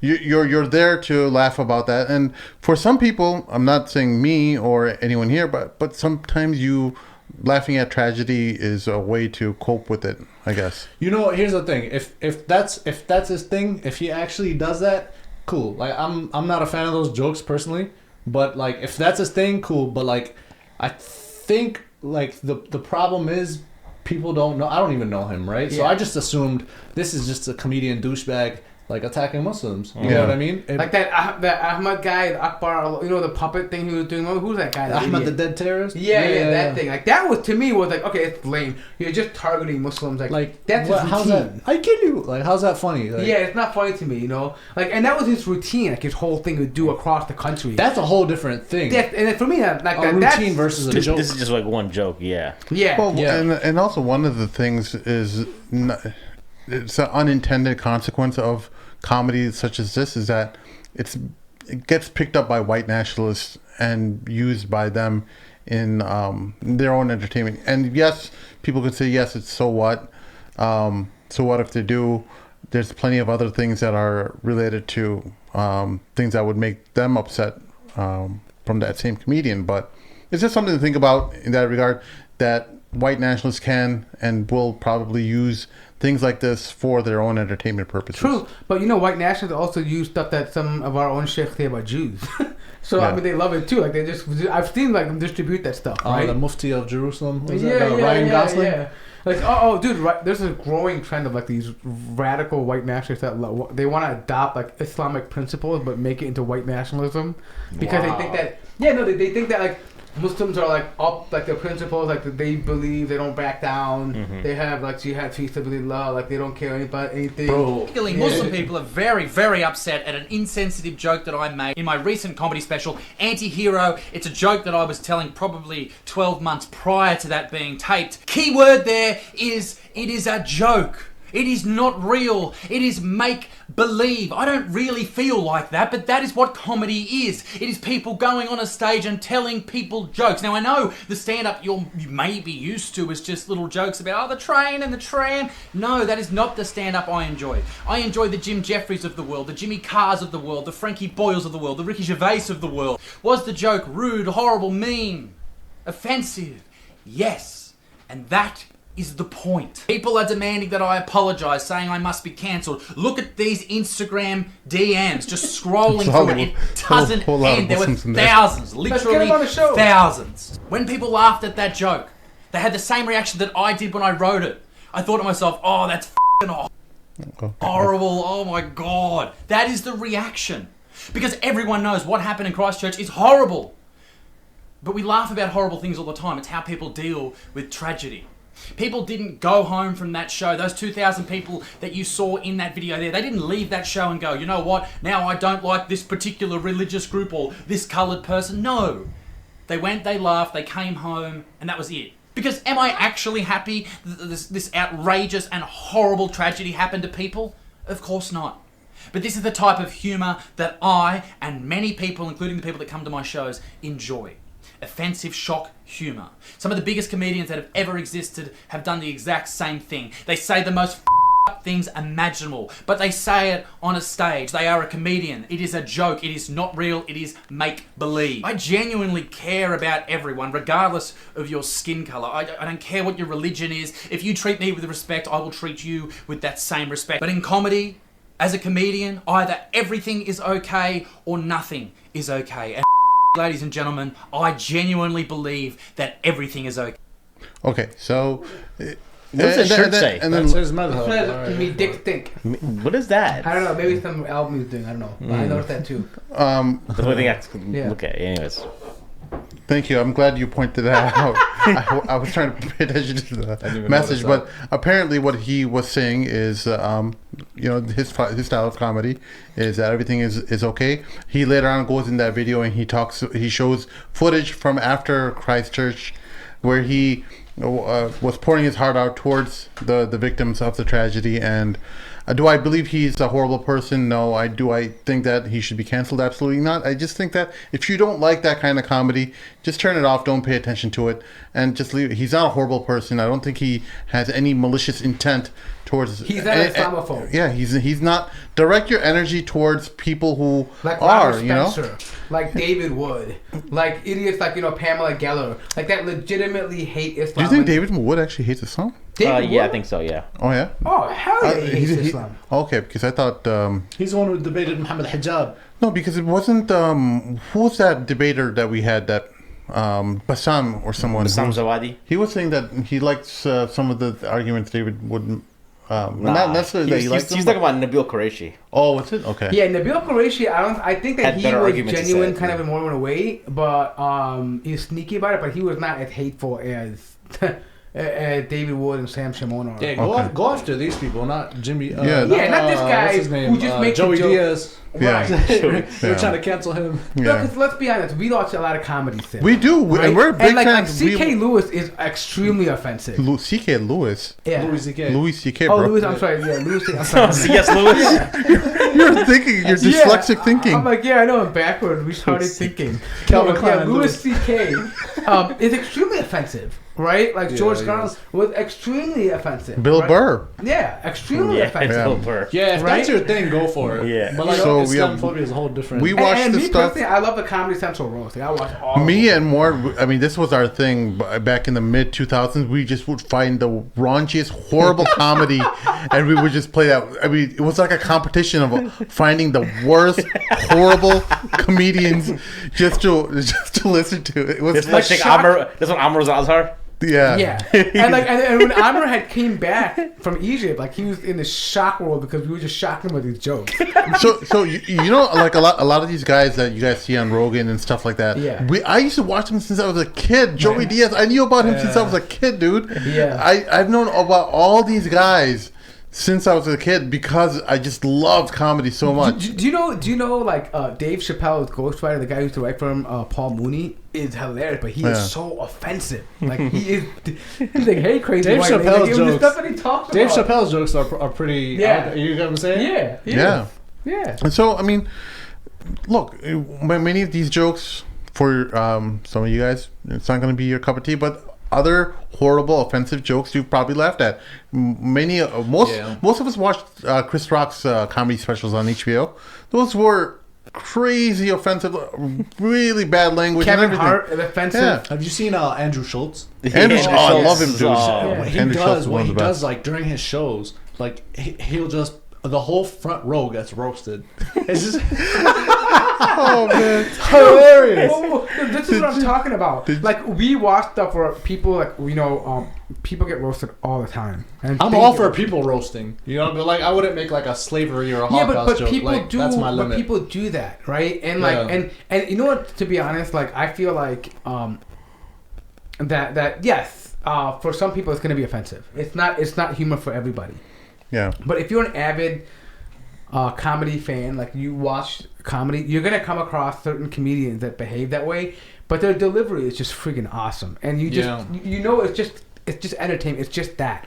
It's nothing beyond that. Did you ever watch that one Key and Peele skit where they had they were making fun of this handicapped guy, some disabled person? Wait, in hold the on, crowd? wait. That sounds funny. You know, Yeah. you know what reminds me of? You know who's funny as hell to me, and he has the most offensive stuff that he makes humor about? Larry David. He makes the fun out of everything. I mean, there's an episode where he gets mad at Michael J. Fox for having Parkinson's. Dude, what's that dude from Adult Swim? Andre, you know what I'm talking about? The dude that went to the Trump rally and like was just peeing on the wall. Oh, you know what I'm talking about? Yeah, I forgot his name. Yeah, I know you're talking about. Yeah, his show is just Remember Tosh 2.0? People would be like, "What the hell is this? This guy's making." Yeah, I mean, there's stuff like this that people watch, and we watch it sometimes, and we pass these clip around. It may not be the politically correct thing to do, but many of you in your WhatsApp group have gotten offensive jokes. I bet you right now, all of you could open your WhatsApp and probably find some offensive joke or meme in your WhatsApp. I love offensive jokes, but like personally for me, like my limit is death. You know what I'm saying? Yeah. But like, okay, like for example, I was listening to like a Joe Rogan special, right? And he was just like making fun of Muslims. I was just like, whatever, skip this part, just keep going. You know what I mean? He was a funny guy. I get it. Yeah.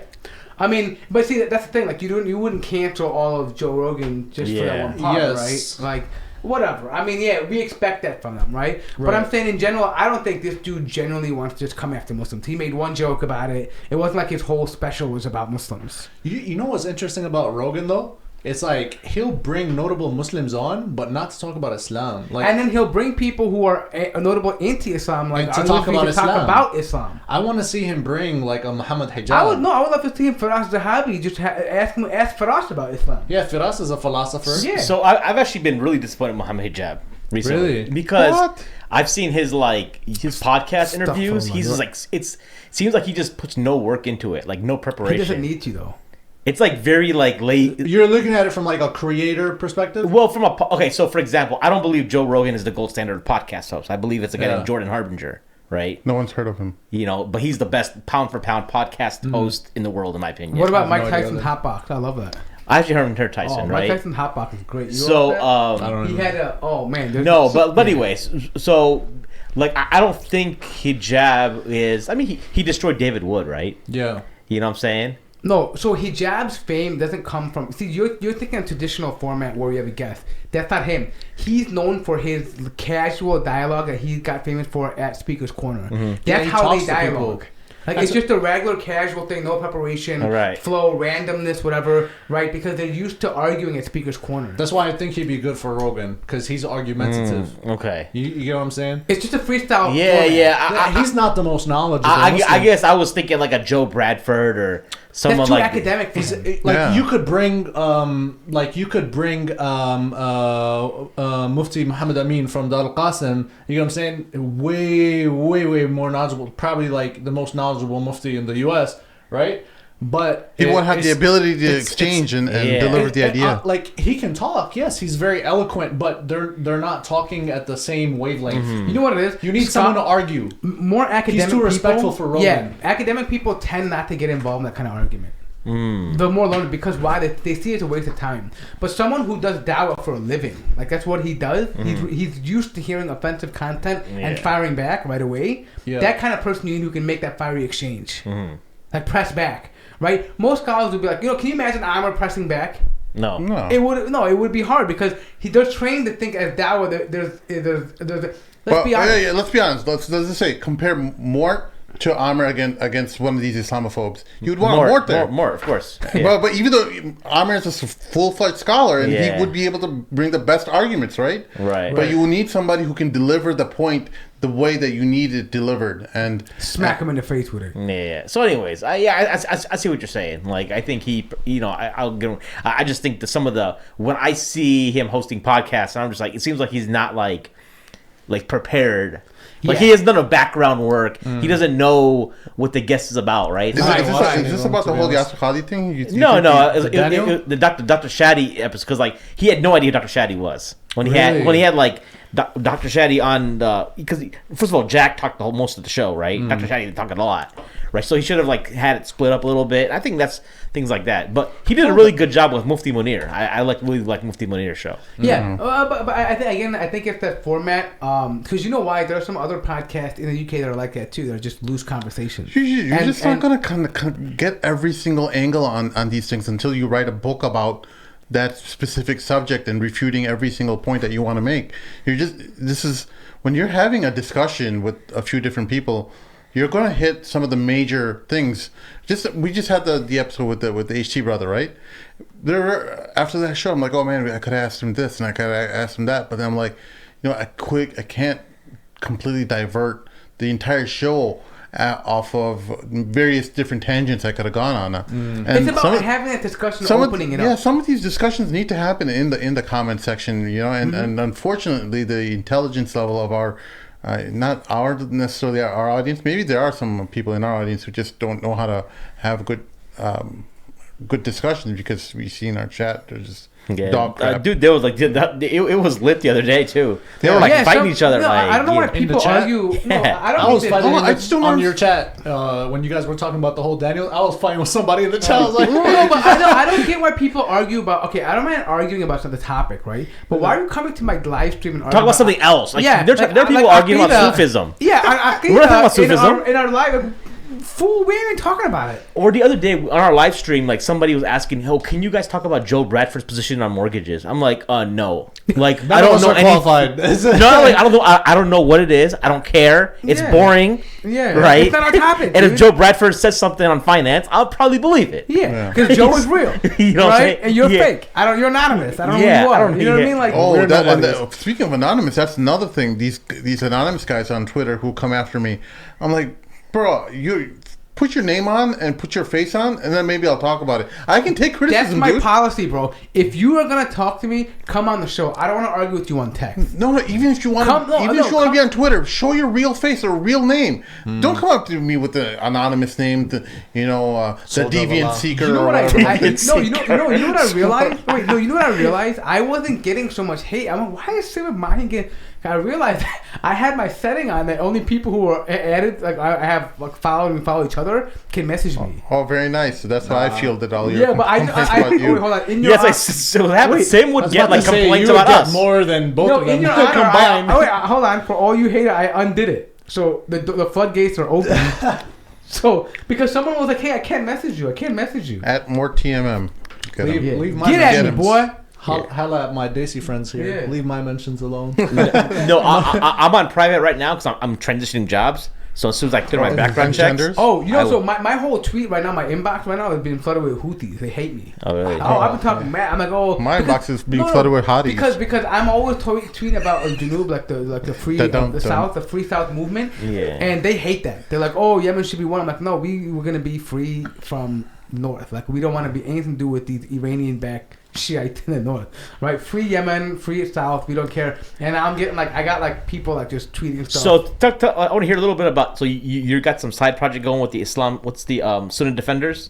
Sunnah Defense team. Yeah, what's going on there? Sunnah Defenders. We're about to launch. So sounds like the Guardians of the Galaxy. We had a guest here before. His name was Ibn Hussein, right? Hassan, and he's from. I remember that. Yeah.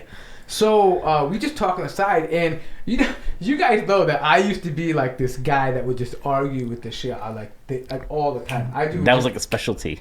Yeah, he would never get tired. That's what my thing was. He would be in my basement talking on Pal Talk or whatever with these Shia and all these other different groups related to whoever was fighting against Sunni Muslims. This guy just had batteries that would never get exhausted. You know why? Because I feel like I'm gonna tire you out, son. Like you ain't never. We are Muslims and you're not. Bottom line, we're on top of you. I'm always better than you, right? It's just my mentality going into it. I'm like, Mort, can you just sit down next to me and watch this movie?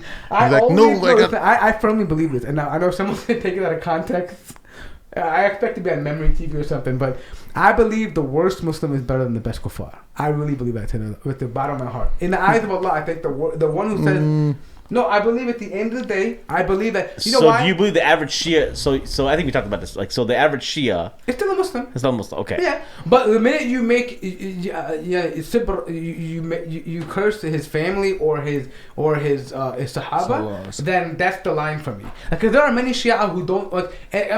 Consciously, with knowing that it's wrong. Like there are some people who grow up in that and they don't know that making Salatul La'na is actually anything wrong with it. That's all they know, right? But after they've been told and they still continue. Wait, what's the Salatul La'na? They basically just make La'na on the three. They actually pray to Rakat and make lana on someone? No, it's part of, like, you know how we do tashahhud and Tashahhud, salam? Yeah. Like some of them will like when it's happened here, And they're then saying Patty like, cakes? No, if man, if it was just Sahaba, that would be No, it would be like They Jibril say- Islam gave the wrong They message say to. Khan al-Amin. Yeah.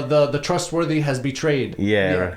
Like Khan means Jibril. like betrayal, right? Jibril should have given the message to Ali Sayyidina radiallahu Ali. anhu and not Prophet Whoa. sallallahu alaihi wasallam. Yeah. If they're like, That's what they're saying when it's it's happened.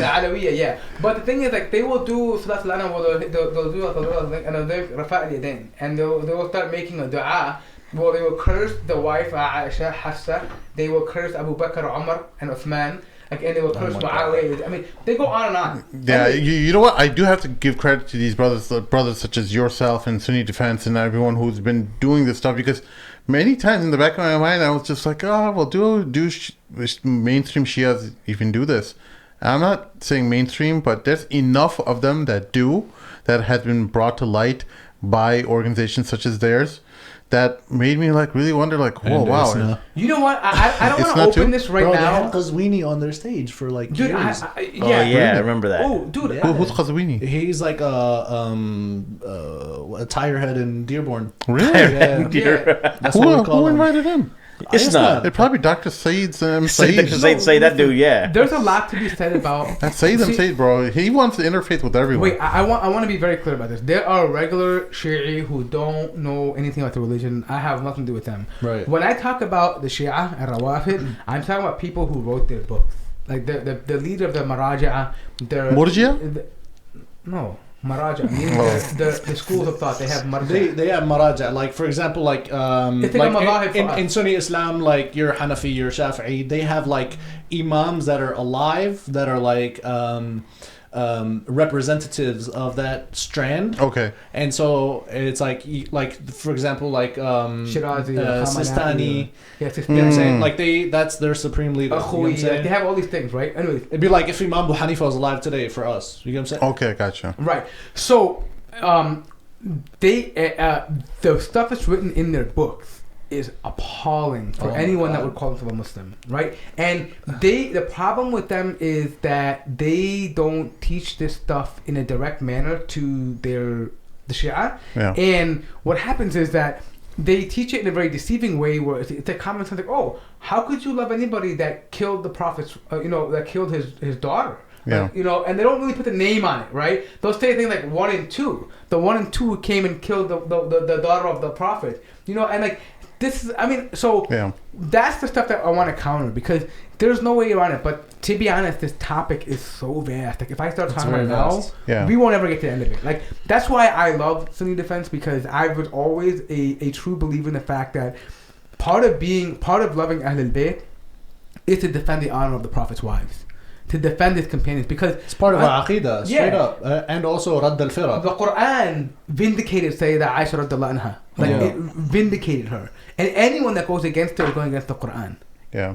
And the Prophet used to walk into his homes, and when he would see his wives alone, he would say, Assalamu alaikum ya Ahlul Bayti. He would come in and greet them. So my thing is that, like, to me, I feel like that's it's a very offensive thing. Like, I really mean it. When we say Ummahat al-Mu'min, these are our mothers, they are our mothers. Yeah. I wouldn't let anyone slander my mother, so I take it that serious with that. So that's why I really respect, and then plus, like, the whole game they play now, right? There's a political aspect of it. What Iran is doing in Iraq, in Lebanon, in Syria, in Yemen. Like, there's a serious game here, right? Oh, yeah. And so that's why I feel like it's very important. Guys, we got to wrap up. Yeah. Thank you all for listening to us this evening. We'll see y'all next time. Can I throw in a quick Yeah, go ahead. What's it called? So me and my buddy Ibrahim Sayed in Michigan, we're running 200 kilometers. Why the heck? Where'd you get that kind of energy? He's long and lean, bro. What you talking about? During the month of August, we're like collectively. During the month of August, we're gonna run 200 kilometers. Our goal is to raise money for the Uyghurs in Turkey, the refugees. Good, so U.S. money is a lot in Turkish, right? So like our goal is 5,000. That's a lot of money in Turkish liras, right? So we're raising it through Shukr Foundation based in Australia. So you can find it on launchgood.com/run for the letter Uyghurs. So we're gonna put that in the comment. Yeah, maybe For just sure. put it in the comment section. Support. May Allah bless you guys. I'm posting my runs too every day. Sweet, So. sweet. Thank you so much. Yeah, but we need to before we left, but we need to find out how to get you on more regularly because everybody wants you back on the show. Oh really? Yeah, we Yeah, get a yeah. lot of messages. Inshallah, whenever I'm in town. No. We I need can to talk call about in. something when you're not in town. I mean, I can call in, no problem. All right, cool. Yeah. We'll make There it you have happen. it. Help us out on patreon.com/the Mamluks. We're not asking for Uyghur type money. We're asking for $1 a month. Help us out in whatever way you Yemen, can. just donate to Maybe you him. can give us more, but it's really important to the upkeep of this operation that you guys help us out because there's not many kind of things like this that exist, and if we're gone, then you're all screwed. Okay, we'll talk to you later. Assalamu alaikum. Walaikum salam. I didn't know how to end that. Hang on. So awkward.